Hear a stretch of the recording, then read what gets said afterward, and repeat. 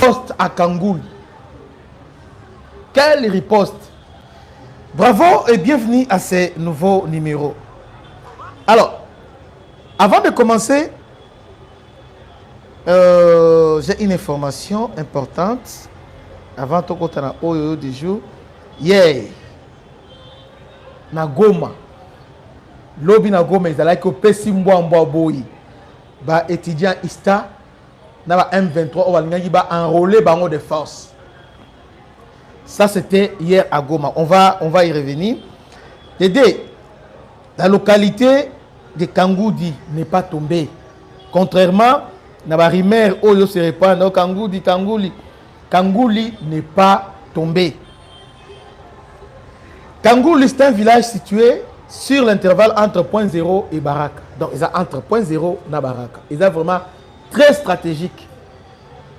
Entre Point 0 et Baraka. Et puis, ils ont accès presque dans la lac Tanganyika. Donc, il n'est pas tombé.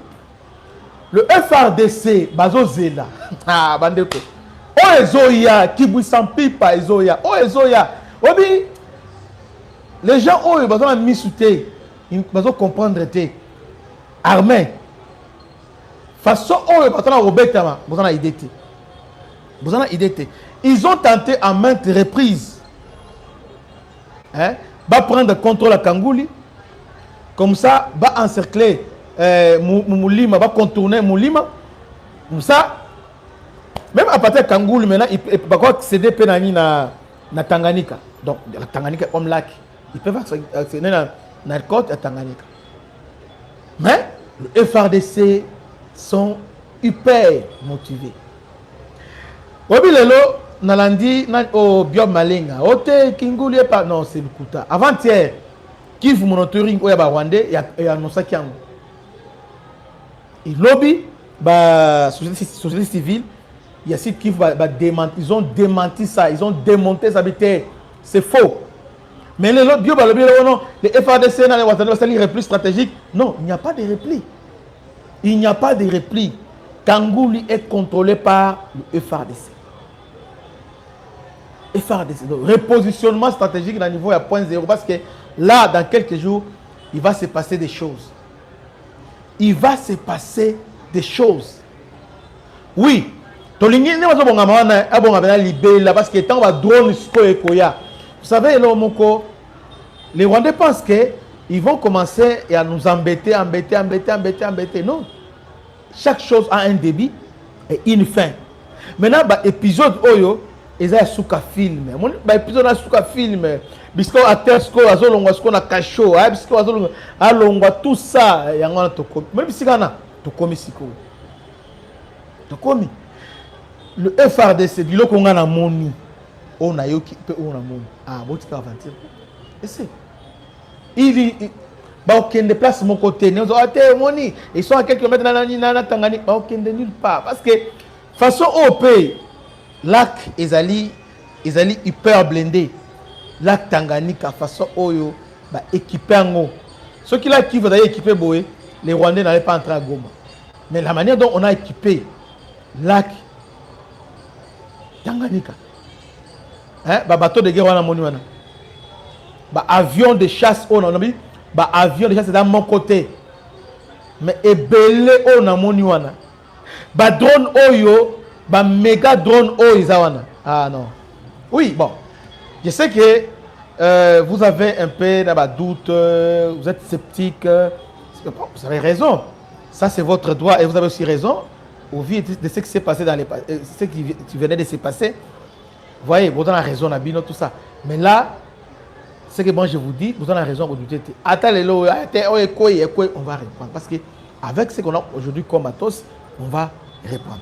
Ils ont essayé, renforcer, mais le FRDC va repousser. Maintenant, là où maintenant, je suis en train de parler à nos commandements. Il ne faut pas riposter. Oui, nous savons qu'ils ont préparé déjà aux phases de grande envergure. Il est temps maintenant, il est temps maintenant, yaya. Il est temps maintenant de démonter Bajena Bango. Avant-hier, vous montrez ce qui s'est passé. C'est la mascarade, non, 900 militaires, commandos, une formation à Tchanzou, et voilà, ils vont les déployer. Ils vont déployer déjà. Maintenant, Bissika Oyo, nous avons des tactiques dans un pays, dans une république, dans un État. Non. Comment on les laisse d'abord se former? Et puis, bazo longwa Tchanzou, ti na site Kivu, bazo utiliser maille, c'est là où ça devient inquiétant. Oh, tous c'est la keba comment et puis ils doivent reposter. Non, on trouve toujours que au moins à partir de Tchanzou, si vous ratez bango kuna, il y a des moyens, il y a des moyens ébélés, soit biscade, soit drone penza et détruire bango. Bon c'est la keba comment? Il faut les mettre en difficulté parce que là maintenant ils ont confiance. C'est quel pays comme ça? De ce côté-là, je suis contre commandement. Donc, quand on est dans un pays comme le nôtre, au plateau. Donc calmement, c'est comme si la mort va préparer pour renfort, non, non. À un moment donné, il faut mettre fin à tout ça. Parce que la guerre, il y a les lots. Guerre au Kivu. Il a dit que guerre a tant tenté. Guerre à Kivu, il appelle mobilité. Vous voyez, rapidité. Renseignement. En fait, il a dit que vous allez dicter rythme. Non. Non, non. Vous allez attaquer, on va dire qu'on riposter. Là, je ne sais pas qui nous a appris ça, dans quelle école que nous avons appris ça. De ce côté-là, là, je ne suis pas d'accord avec ça. Parce que, on peut les mettre, parce qu'il faut oser la bango, à partir de chance. Il fallait au Panzabango. Parce que, comment ils peuvent tenir un meeting, une cérémonie, non. Même l'Afghanistan, on est raté. Donc, au moment où on solo, pas directement, tant. Tant on va solo, on a chance, on va tant, on va bêtir malamoko, tant. Mais vous le laissez. Babandi, basali formation, botali bangoti formation, botali esili, basali ba cérémonie esili, balongo wanati, ba koti pekepe goma, botali bango, ba koti maiti, mais ça c'est quelle guerre? Guerre moderne? Non, c'est pas ça. C'est pourquoi avec tout ça, Yangwana, sans surprise, nous sommes maintenant dans la position moko défensive. La guerre, ce n'est pas ça. La guerre, ce n'est pas ça. Ce n'est pas ça la guerre. C'est pas ça. Il faut les surprendre. Tant vous les frappez. On a mané tout le bateau, vous ciblez le temps et tikaliwana. Avec les Wazalens de base spécial du terrain, vous avez problème d'ambiscade avec les Wazalens de ambiscade, tout ça. Parce que qu'est-ce que les Rwandais font? Les Rwandais ont évité affrontement, hein, face à face avec les FARDC. Ils ont utilisé guerre asymétrique, mobilité, rapidité. Vous voyez, qu'est-ce qu'ils font? Ils ont ciblé la route, il y a renfort, il y a évacuation. Route Oyo, ceux qui vont FARDC, ils route Oyo, ils vont renforcer, ils vont évacuer les blessés. Vous voyez. Alors, une armée, déjà, la route. Donc, petit à petit, on commence à vous affaiblir parce que la route à ravitaillement, bloqué. Là, on se retrouve maintenant assiégé. Assiégé. Or, vous devez aussi appliquer la même méthode. Vous voyez que vous avez besoin de Kivu, bien au Bukavu. Ce n'est pas Bukavu qu'on vise directement. Il faut être sur la route, la route primaire, la route secondaire, non sur Botali, Ango, en tout cas, au Penza. Allez, vous faites donc si vous visez vous visez parce que la mobilité est débordement, vous ciblez les Wazalens pour embuscade. Donc avec ça, au moins, vous coupez le ravitaillement, vous retardez, allez vous ramener la terrestre frontale, face à face. Maintenant, qu'est-ce qu'ils font? Bah déborder. Papa. Sim. Entre-temps, bah tu vas jouer localité. Donc renfort moyen directement vous êtes contourner. Pour contourner ça t'a 2 jours, 3 jours. C'est plus difficile. Alors, je dois agir dans la journée lélo. Comment on agit? On prend d'abord localité Oyo et puis on contourne avant que Bangobaya. On a déjà contourné. On tourne tout le monde au ciment. Quand on frappe, allez. Bah paniquer. Quand on paniquer, ce Koyo.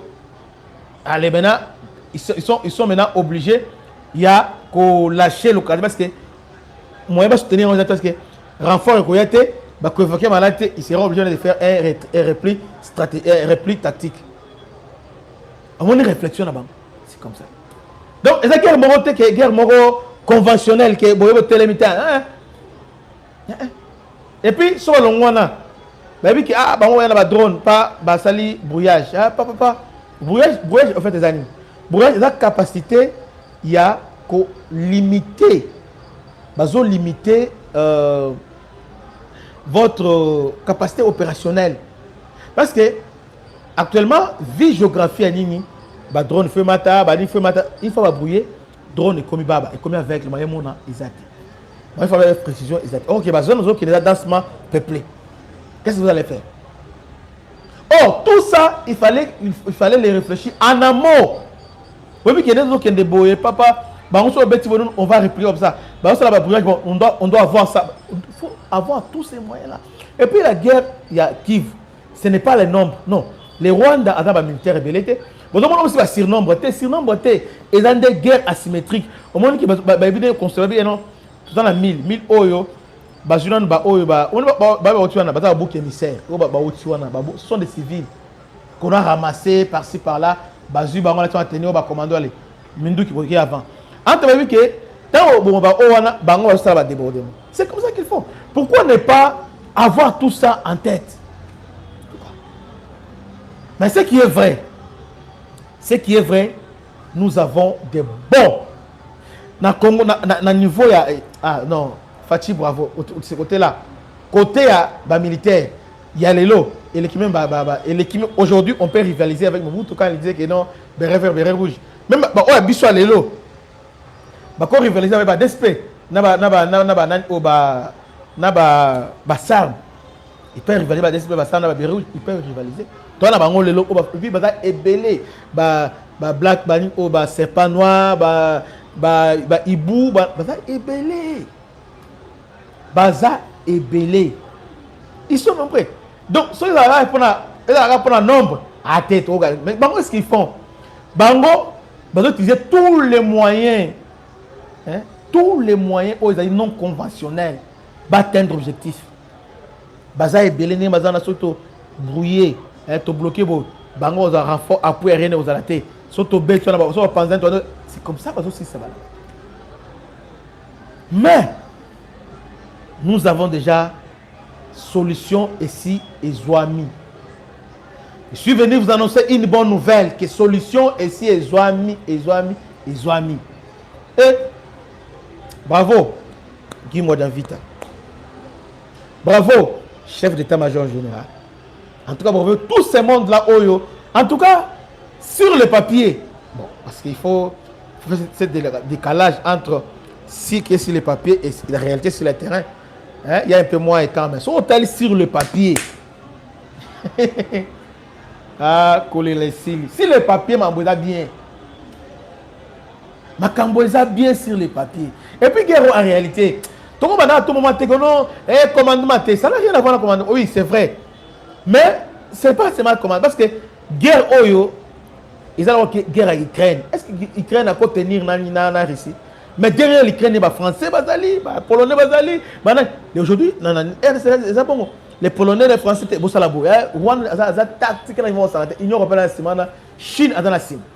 ils sont là en train, c'est eux qui sont dans les opérations. C'est Rwandais, Bango.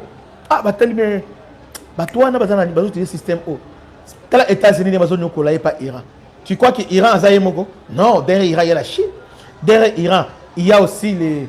Il y a aussi la Corée du Nord, la Chine, ils sont derrière ça. Exactement ce qui se passe. Donc, à un moment donné, arrêtons d'abord de dire, oh non, tout ça. C'est que nous devons privilégier ces années. tolingi kaka bakonzi ba s'adapter na niona. Comme nous avons aujourd'hui ba lié pe ma casse parce que américains ça n'importe qui te to mais qui peut ko sala hein ko nouer ba relation avec ba américains, ba égyptiens, ba éthiopiens parce que les ba éthiopiens on a ba yebi ba guerre on a symétrique ba yebi très bien. Ba égyptiens ba yebi très bien parce que on va ba terreau ba yebi très bien. Donc il faut signer des contrats avec des gens comme ça. Ba Brésil, ba tout ça. C'est un bon pas. Parce que guerre oyo là, bozundam au sangisi, on va gagner. Mais ce qui est vrai bande konanga, te guerre oyo to gagner bon. So il y a 3 mois les sous. Ah non. Même ozo mona obananga ote, moni oba bimiwana justement, ils ont des camouflage parce que ba yebi ki ba okene quand ils vont partir ba on a des remplacer. Oh ba on a la plupart ba ceux qui baza 900, c'est-à-dire il n'y a que 100 qui sont des Congolais, les restes sont des Rwandais. Ba camoufler garaté ba c'est ici ba camoufler ba côté ça. Ba outuap même ba soda oyo to mona ki ba bimaki ba se retirer bango wana. Ba sali ba zongi na butu ba ke kuna sko na chanzu bango wana papa. Donc des militaires là non. Nous allons répéter. On a militaire on a militaire ba longo ba qu'est-ce qu'ils font?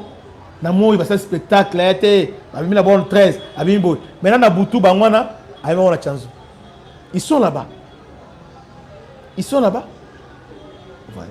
Maintenant à partir là maintenant balati ba tenir muso ba esco officiellement on là ba M20 oh ça veut dire que faut pas M23 ah ça là basa sur Rwanda ils se M23 on dit que ba kota ki 900 donc Rwanda a infiltré 900 commandos 900 forces spéciales naé. L'école a une formation. Ces gens-là, ils sont des Rwandais formés. C'est un théâtre qui est balongo wana. Tout le monde na mo balongo. Na butu bangana ba kena chance. Pourquoi écart wana mukika été balongo? Ba koti bangana so ba se retrouver puis tant que so ba koya sikoyo, ils vont se diriger wapi na haut plateau pour ba sana ba Turaneo. Alors, maintenant ba tikali kuno ils sont des Turaneo. Tout ça parce que tout ce qui va vite et belé, on a laissé les tout ce qui va s'organiser parce que même comment on peut laisser une année va s'organiser, va changer va nini boy, va changer et puis on le laisse calmement tranquillement va vendre va ça la nion soit na ko vanda. C'est ça le mal. Si tu vois que c'est la pression ne va toi va olingo mana donc va vendre autant bête, va vendre autant bête. On comprend que ils vont réfléchir 2 fois, 3 fois. Ils vont réfléchir. Raison pour laquelle les Américains ont nommé ambassadeur. Bon, Trump a désigné, il fait les gens à niveau, il y a Sénat a approuvé en gros, et après, mais Bazui, il y a un diplôme de carrière Bazui, FBI. Non, SUA de Bazui, donc les Américains savent très bien qu'avec les Rwandais, il y a tripotage et camouflage. Donc, Bandeko, sur le papier, match est habillé. Si le papier est boyé, au talib est boyé, vous savez, le calcul, match non se habillé. Match est à haut. Bon, là, non, vas-y, beauté, le kuta. Tout ça dans la position. Attends, le comme il beauté, on va récupérer. Ça, la position dans ma lame, sur tout le plan. Et dans la diplomatique, et dans la militaire. Position Zakito. Nos frères qui nous appellent, tu as place boye, tout ça, Bandegonanga, ils habitent Tumba. Hein? Bokanga Mutema, Bozala Kimia, Bakonzi, Bosani Binote, Bakonzi, Bayebi ki Bozali. Sacrifice de Sala, Bakobosana Yangote. Bino, on va décorer prochainement. On va décorer chevalier.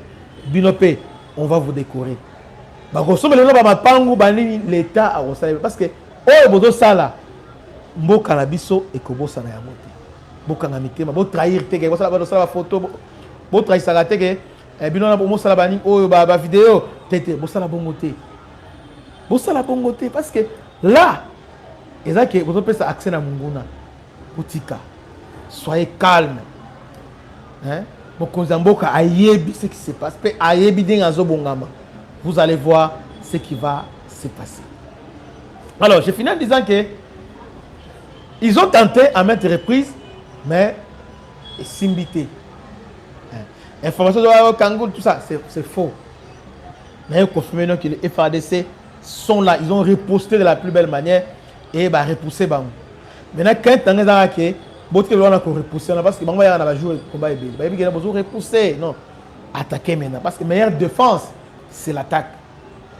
Pour tout le match il y a bah façon où bah espagnol les obéis, so bah CG bino. So y a beaucoup de gens qui demi-terrain. Vous avez attaqué l'Angleterre contre l'Argentine. Un but. Mais à la vérité, à 5 défenseurs à Bakanga. Tant que CG. Ils ont fini par marquer. Exactement avec les Espagnols là, Argentine. Ce qui, vous êtes défensif, bah poids et vous allez ma case. Bah Koya, bah initiative la boutou, moi bah finalement, il y aura toujours bah faille qui est beau ma côté. C'est pourquoi vous changer de tactique. On a défensif, c'est pas bien. Meilleure façon de défendre Bamboka, il faut attaquer, il faut les mettre mal à l'aise, il faut les désorganiser. C'est de cette manière-là qu'on va rapporter tout bas haut. Et on a dit que si les papiers sont un avantage, nous ne voulons pas surtout garder l'avantage sur les papiers d'Amabé. Bana Congo, bino batu bozana besoin ya kutonga banda kuna bino. BM échafaudage, Isopesa bino, planche, shell, sécurité, marzimal et lenda. L'air mutamati, mutakoko yati. Yabiso, isa ba norme européenne. Yabiso ya ba chinois te, ya ba indien te, ya ba libanais te. Un bus sera mis à votre disposition. BM échafaudage, plus de 3500 mètres disponibles. Contact Maman Nangaye, du nouveau à Kinshasa, place Yassur, des amoko na immeuble Emma, des arabes normes, standard, international, et Goyamba, Batunyoso, en famille, en couple, salon VIP, et salle à manger, salle de bain confort et magistral, et des chambres à coucher, cuisine Kafou, sécurité, ils ont assuré. Connexion internet illimitée, Facebook, TikTok, WhatsApp. Et à Ophélie, groupe électrogène 24h/24h. Courant et Kindakate. La immeuble Emma. Notre adresse dans la commune de Kalamou, quartier Yolosi, avenue Balinga, numéro 9. Soyez les bienvenus. Immeuble Emma.